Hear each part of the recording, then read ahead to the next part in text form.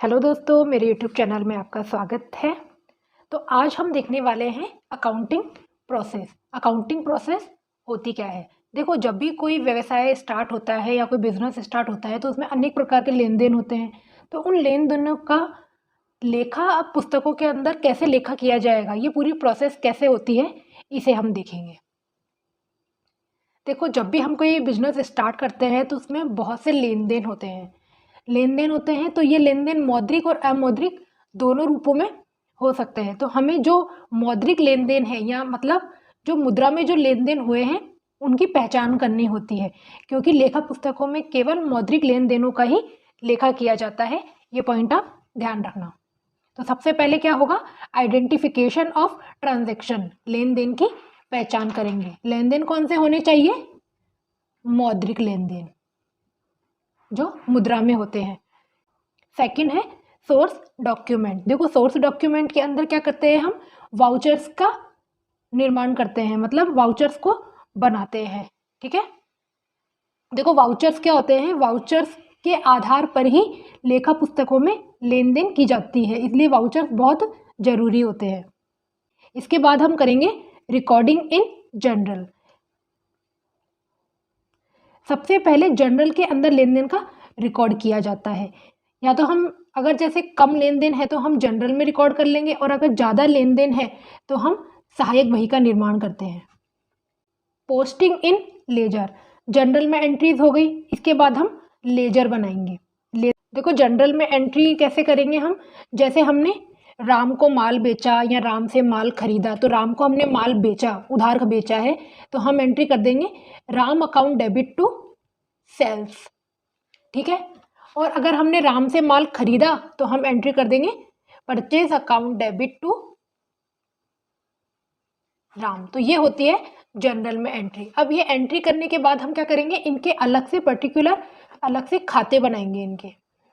देखो, इन एंट्रीज से एक राम का खाता बनेगा, एक सेल्स का खाता बनेगा और एक परचेज का खाता बनेगा। तो सबसे पहले हमने जनरल में एंट्री कर दी, फिर इसके बाद में हम क्या करेंगे?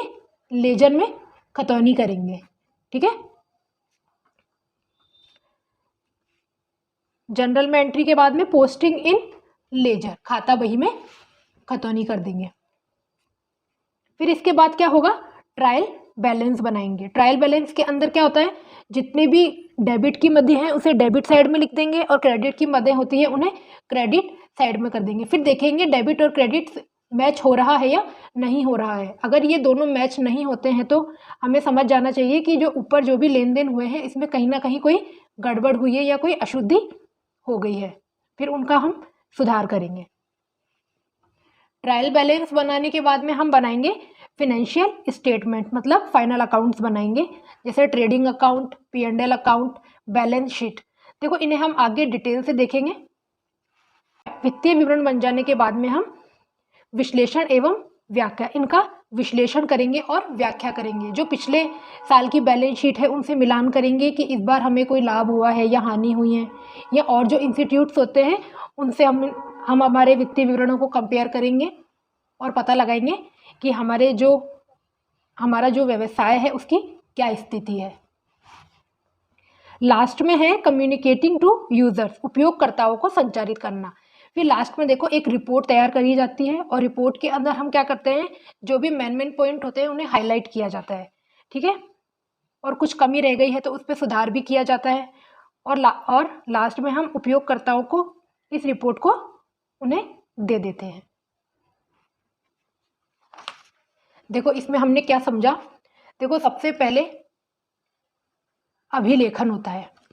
अभिलेखन मीन्स रिकॉर्डिंग की जाती है, जो भी लेन देन हुए हैं उनकी रिकॉर्डिंग की जाएगी। अभिलेखन के बाद किया जाएगा वर्गीकरण। वर्गीकरण में हम बनाएंगे खाते या लेजर। फिर उसके बाद होता है सारांश। सारांश के अंदर हम ट्रायल बैलेंस बनाते हैं और ट्रेडिंग अकाउंट, P&L और बैलेंस शीट। तो यह इसकी एक प्रोसेस हो गई। सबसे पहले अभिलेखन, फिर वर्गीकरण और सारांश, recording, classification and summarization. I hope आपको अकाउंटिंग प्रोसेस समझ में आया होगा। आगे हम अकाउंट्स के एक एक टॉपिक क्लियर करते जाएंगे। इसके लिए आप चैनल को प्लीज़ लाइक एंड सब्सक्राइब कीजिए। Thank you.